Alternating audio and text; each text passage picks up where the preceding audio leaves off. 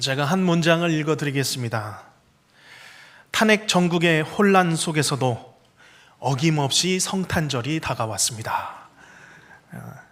오늘 뉴스 기사의 첫 줄입니다. 지금이야말로 성탄의 복음이 필요한 때인 줄로 믿습니다. 나와 온 나라에 예수님의 복음이 가득한 이 성탄의 계절이 되시기를 주님의 이름으로 축복합니다. 오늘 말씀은 지난 주일 설교에 이어서 아직 요셉의 꿈속에서 말씀하시는 주의 사자의 말씀, 주의 천사의 말씀이 계속되고 있습니다. 하나님께서는 전혀 준비되지 않은 마리아와 요셉에게 찾아오셔서 예수님의 탄생을 직접 알리시고 준비하셨습니다. 마리아에게 천사 가브리엘이 찾아가 마리아의 마음을 준비시켜 주셨습니다.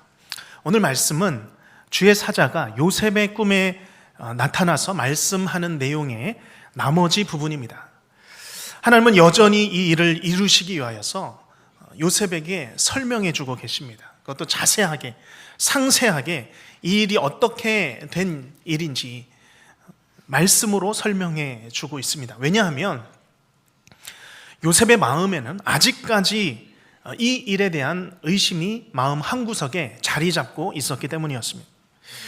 고민하고 있었죠. 갈등하고 있었습니다. 잉태된 것은 알았는데 그 원인을 알지 못해서 힘들어하고 있습니다.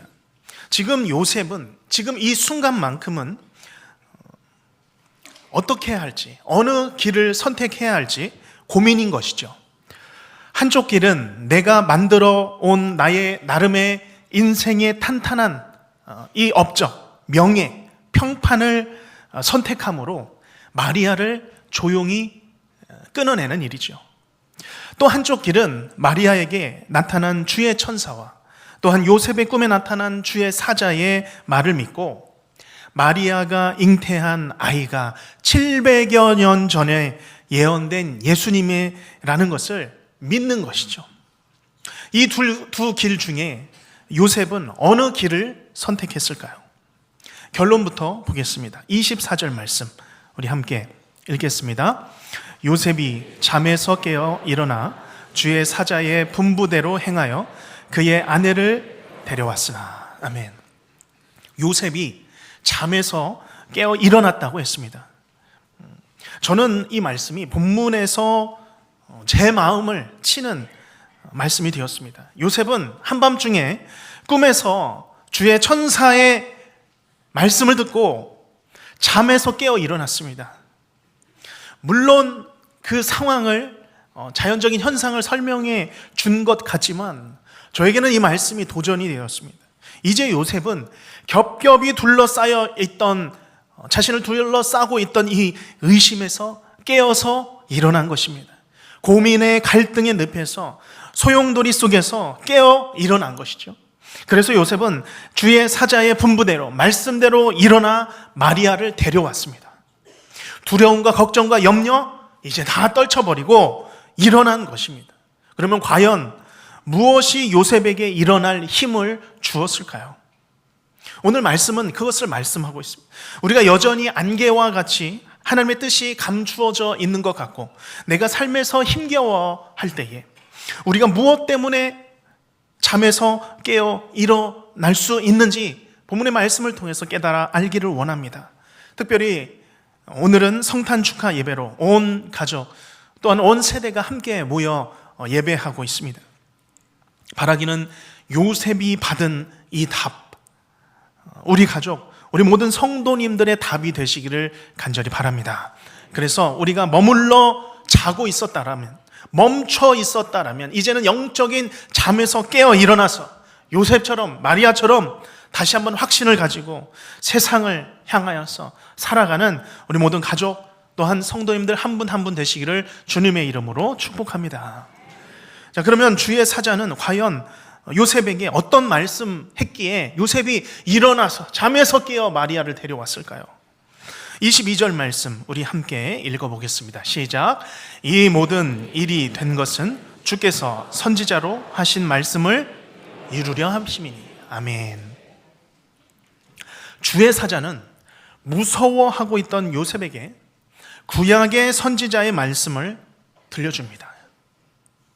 그리고 이 말씀을 듣고 일어나죠. 아직 답은 나오지 않았습니다. 자, 오늘 우리가 이 주의 사자가 말씀하는 이사야의 구약의 문장, 그 문장으로 돌아가야 하는 것이죠. 우리가 문자를, 핸드폰의 문자를 받다 보면 하이퍼링크가 포함된 문자를 받아볼 때가 있습니다. 글자나 이 웹 주소에 밑줄이 그어져 있는 문자죠. 문자 받아보신 적 있으실 것입니다. 요즘에는 이런 문자 함부로 누르면 안 됩니다. 해킹됩니다. 금융 또 여러 손해를 보실 수 있습니다. 그래서 문자 이 하이퍼링크 누를 때는 조심하셔야 합니다. 자, 오늘 이 밑줄진 글자를 클릭하듯이 오늘 이 이사야 선지자의 말씀 요셉에게 들려줄 때 이 말씀이 700여 년 전 구약의 시대로 돌아갑니다. 이사야 7장 14절 말씀이죠. 제가 읽겠습니다. 그러므로 주께서 친히 징조를 너희에게 주실 것이라. 우리 같이 읽겠습니다. 보라, 처녀가 잉태하여 아들을 낳을 것이요 그 이름을 임마누엘이라 하리라. 아멘. 요셉과 마리아가 맞이할 아들의 이름에 대하여서 이사야 말씀을 인용해서 말씀하고 있습니다. 그 아들의 이름이 무엇입니까? 임마누엘이라 하리라. 오늘 이것이 요셉이 받은 답이었습니다. 요셉은 이 답을 들고 잠에서 깨어 일어나 마리아를 데려온 것이죠. 그 이름 임마누엘의 뜻이 무엇입니까? 하나님이 우리와 함께 계신다. 하나님이 우리와 함께 계신다. 요셉과 마리아의 아들로 태어난 이 예수는 이 땅에 함께 계실 하나님이었습니다. 사람으로 함께 하실 하나님, 부활 후에 승천하신 이후에도 영원히 우리와 함께 하실 하나님, 임마누엘 태어날 것이다 예언한 것이죠. 저는 이 시간 이곳에 모인 모든 성도님들 심령 가운데 선포합니다. 이 임마누엘, 하나님이 우리와 함께 계신다, 이것이 그토록 찾던 우리의 인생의 해답이 되시기를 주님의 이름으로 축복합니다. 우리 어린 자녀들로부터 청소년, 청년, 대학부 자녀들까지 마찬가지입니다. 모든 세대의 해답이 바로 이 임마누엘, 하나님이 우리와 지금도 함께 계신다, 이것이 우리의 인생의 해답이 되시기를 바랍니다. 다른 해답이 없습니다. 오늘 성탄절을 통해 임마누엘을 통해 어린 시절이든 청소년 시절이든 청년의 시절이든 장년의 시절이든 어느 시절이든 임마누엘, 우리 하나님은 함께 계십니다.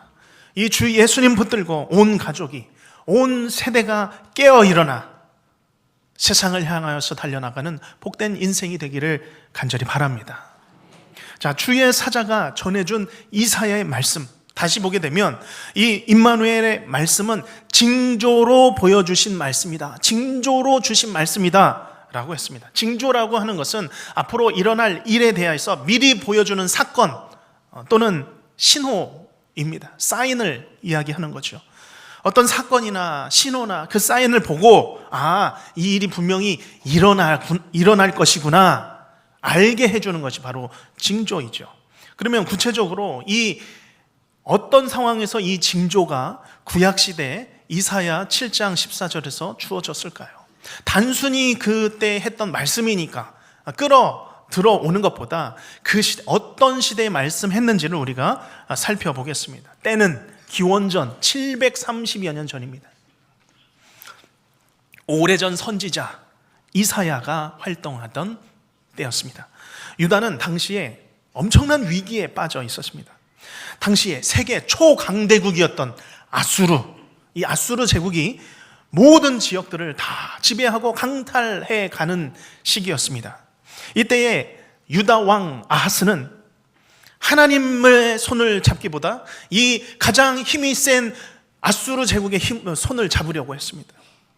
그래서 이제 북이스라엘과 이 아람 왕이 괘씸하게 여겨서 이 남유다 쳐들어가자, 연합해서 유다를 치러 온 것입니다. 앞뒤로 달아날 길이 없습니다. 살 길이 없었습니다. 이런 위급한 때에 하나님은 아하스에게 징조 하나를 구하라 합니다. 거꾸로 된 일이죠. 원래 사람이 하나님께 징조를 구해야 되는데 하나님이 먼저 아하스에게 이야기해서 내가 도와주겠다. 내가 너를 도와줄 사인을, 약속의 그 신호를 줄 테니까 이 징조를 구하라 라고 했습니다. 그러나 놀랍게도 아하스는 거부했습니다. 하나님, 제가 하나님을 시험하는 것입니다. 겸손한 척 하는 거죠. 그러나 하나님 붙잡지 않으려는 태도입니다. 그렇게 거절했는데도 하나님은 이사야를 통해서 결국 이 말씀을 아하스에게 주신 것이죠. 보라, 처녀가 잉태하여 아들을 낳을 것이니 그 이름을 임마누엘이라 하리라. 무슨 뜻입니까? 아하스야, 내가 유다 구해주겠다. 다윗의 가문에서 새로운 왕 기대해라. 그 이름은 임마누엘이다. 하나님이 우리와 함께 하신다라는 이름을 가진 왕을 내가 장차 주겠다. 너희 승리하리라. 아하스는 거부했는데도 그래도 하나님께서는 아하스에게 이 임마누엘의 약속을 주십니다. 아하스를 향해서 아하스가 이제 무엇을 붙들고 살아가야 할지, 세상 힘이 아니라 하나님 붙들고 살아가라는 것입니다. 아하스야, 사람 매달리지 말라. 하나님께 매달려라 라는 그런 말씀입니다.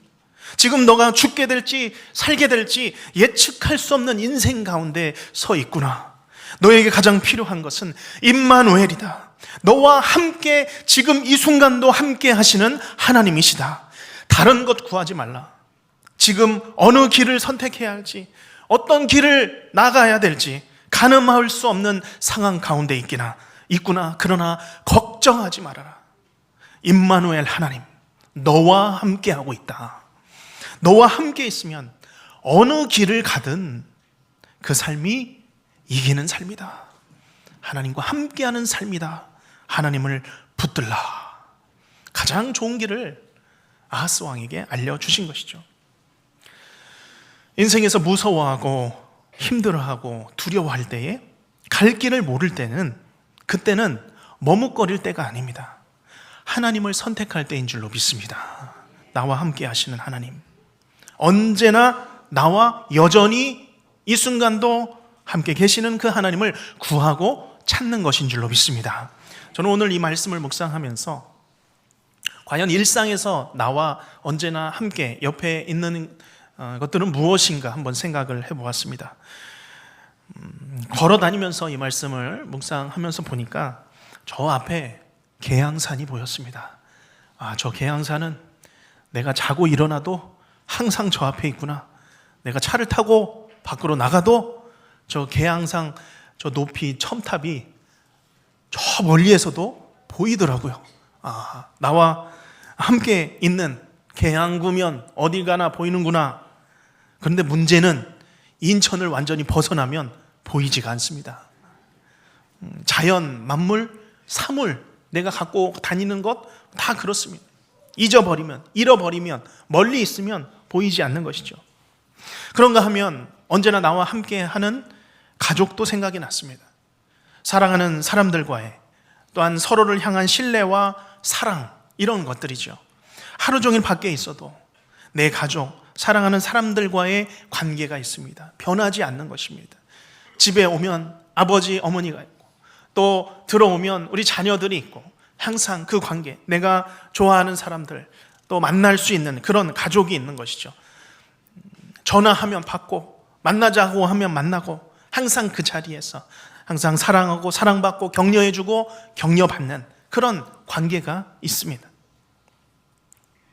이것이 다른 또 사물들과는 다른 함께함으로 볼 수 있습니다.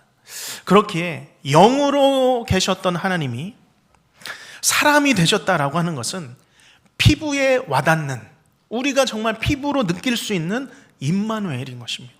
함께 하심이죠. 사람이 되셔서 우리 옆에 있는 분 같이 같은 그 사람으로 오신 것입니다. 곁으로, 우리 곁으로 오셨죠. 이 땅에 사람 속으로 임마누엘 하셨습니다. 하나님은 그렇게 하지 않으셔도 됐습니다. 그러나 그렇게 되셨습니다. 사람이 되셨죠. 처녀 마리아의 몸을 입어서 이 세상에 오셨습니다. 그리고 정말 사람들과 함께 사셨습니다. 하나님이 우리와 함께 계시다, 이걸 알 수 있도록 사람들과 함께 식사하셨습니다. 길을 걸으셨습니다. 밀밭 사이 길을 걸으셨고 배도 타셨습니다. 새벽에 기도도 하시고 또 산에 함께 올라가시기도 하셨습니다.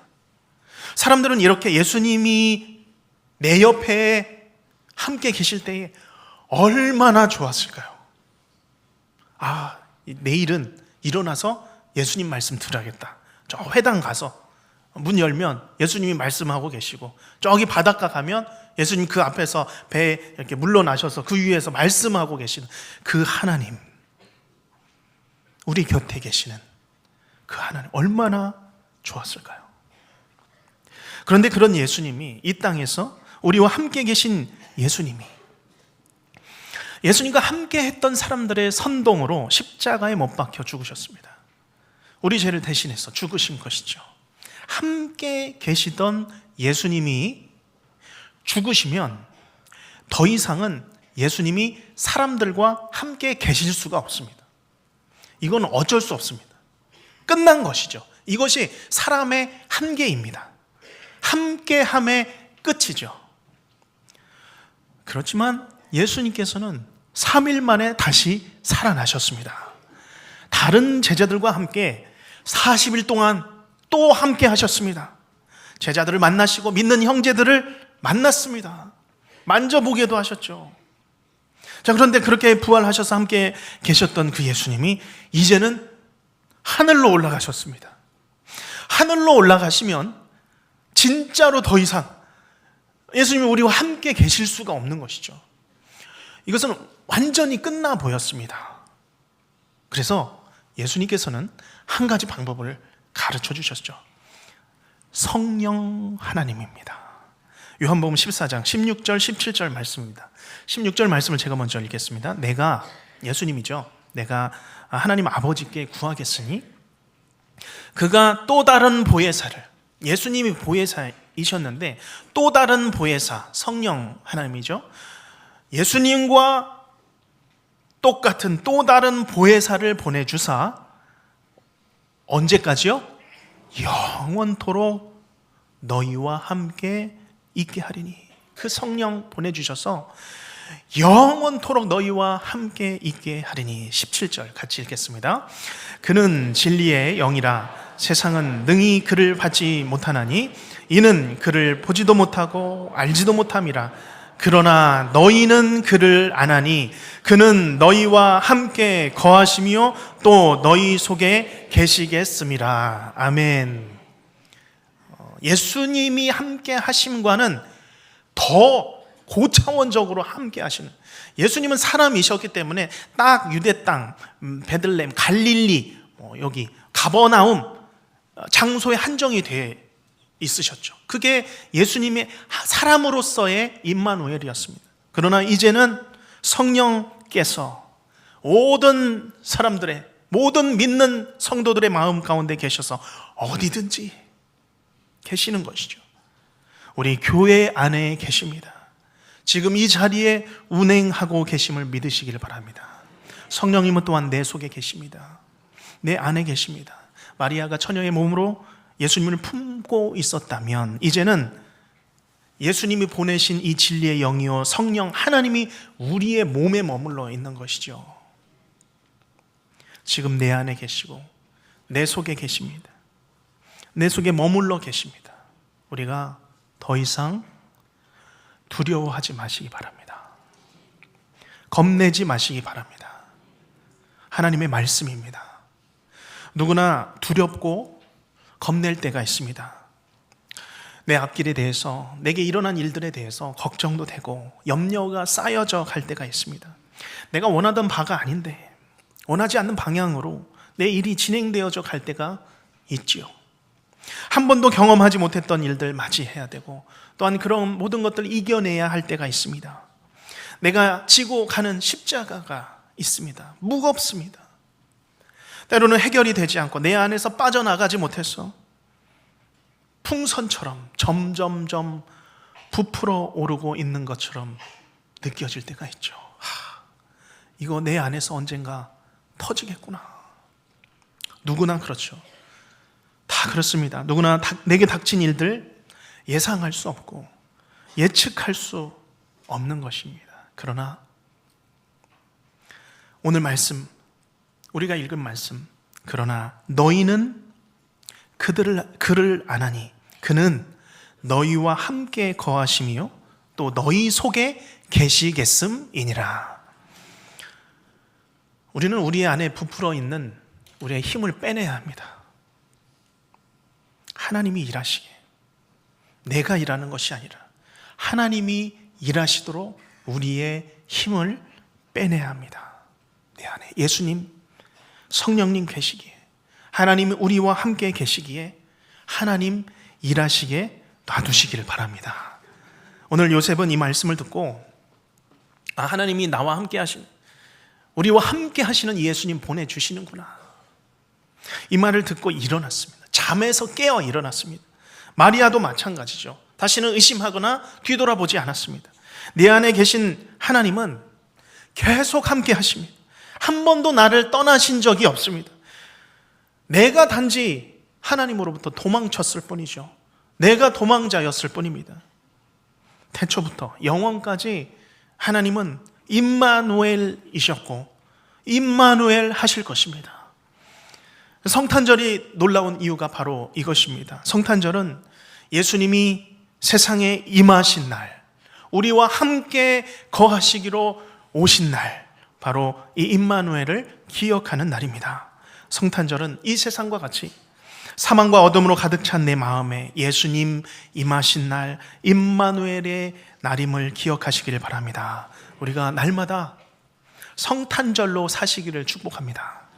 하루하루가 내일 예측할 수 없는 삶을 살고 있을지라도 오늘 내 안에 계신 하나님, 여전히 함께 계시는 하나님으로 기뻐하고 찬양하는 성탄의 날들도 살아가시기를 주님의 이름으로 축원합니다. 기도하겠습니다.